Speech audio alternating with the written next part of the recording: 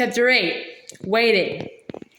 The pleasantest place in the Black Castle, or rather the least depressing, was a little stone ledge outside the head jailer's window. It wasn't a proper windowsill, it couldn't have taken a flower pot, but it was wide enough for a mouse to sit on in the fresh air. Every afternoon, before setting out of it on his rounds, the head jailer used to raise the sash a couple of inches. His was the only window in the castle without bars, and as soon as his back was turned, Nils and Bernard and Miss Bianca used to run up and sit outside. It was really quite nice, though one of them had always to keep watch for the head jailer's return.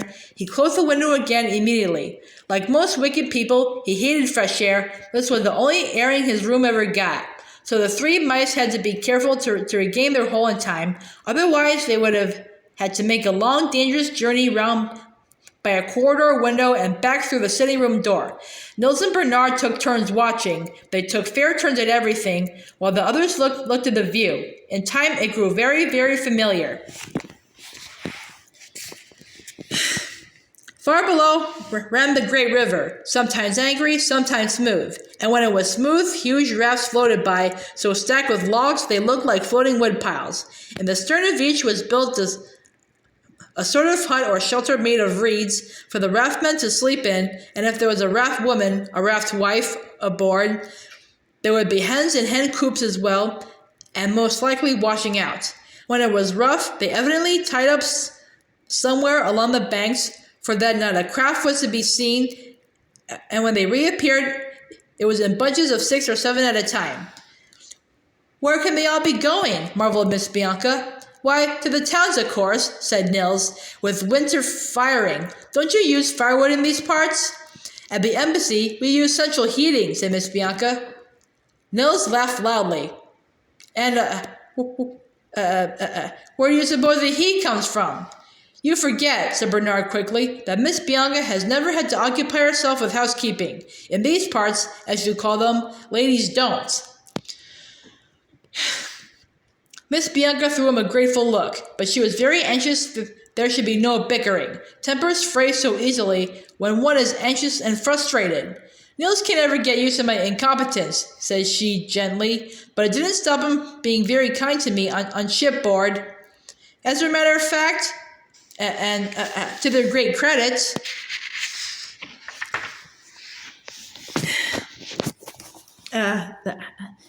their bickerings were very rare and never lasted more than a few moments. Just a touch of crossness now and again was inevitable, for they were frustrated and anxious indeed. The thought of the poor prisoner was never far from their minds, and yet their anxiety to be doing something for him was coupled with such a complete inability to think what.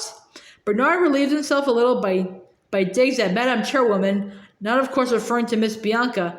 Whenever Nils made his remark about crossing bridges, "I like to see Madame Chairwoman cross this one," Bernard would mutter bitterly. That absent figure became really quite a useful scapegoat. Very much, however, was due to Miss Bianca, whose perfect manners and unfailing savoir-faire would have soothed the tempers of tigers, which was all the more creditable to her, since she in one respect was having the worst of things. By day, the three mice could support each other's spirits. Bernard and Nils, sharing a room, could talk to each other at night too. Poor Miss Bianca was all alone. Quite often she got up and crept into the parlor just to hear the sound of their voices. Although the things they talked about weren't particularly cheerful. "I wouldn't last a week," she heard Nils mutter sleepily. "Not in a dungeon I wouldn't." "I last a month," mumbled Bernard. "I last 2 months." Nils evidently woke up.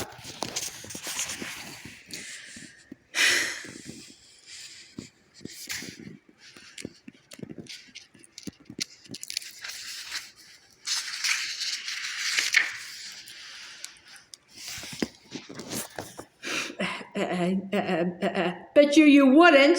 Bernard woke up too. "Bet you I would." "Bet you a double six of dominoes," said Nils. "You'll be dead and gone and carried out feet first inside 1 week." "And I bet you," countered Bernard, 2 potatoes and a walnut, that'd still be there to shout up the Norwegians if they shoveled you under, having still 1 month and 3 weeks to go.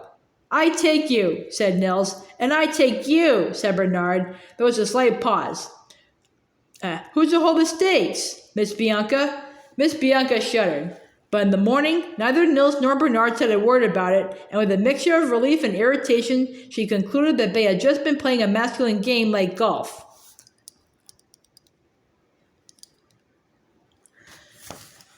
She still envied them, and how she envied them even more when the thunderstorms began. Each year it seemed, as winter approached, such unnatural storms buffeted the castle unceasingly. All too soon the patterns became familiar, first an ominous stillness in the air, as though the besieging snow, not a sound in all the castle save the coughing of the jailers, then a little stir of wind, the storm's outrider, then the first lightning flash, and then crash. Instead of snow, the thunderbolts banging like artillery fire against the castle walls.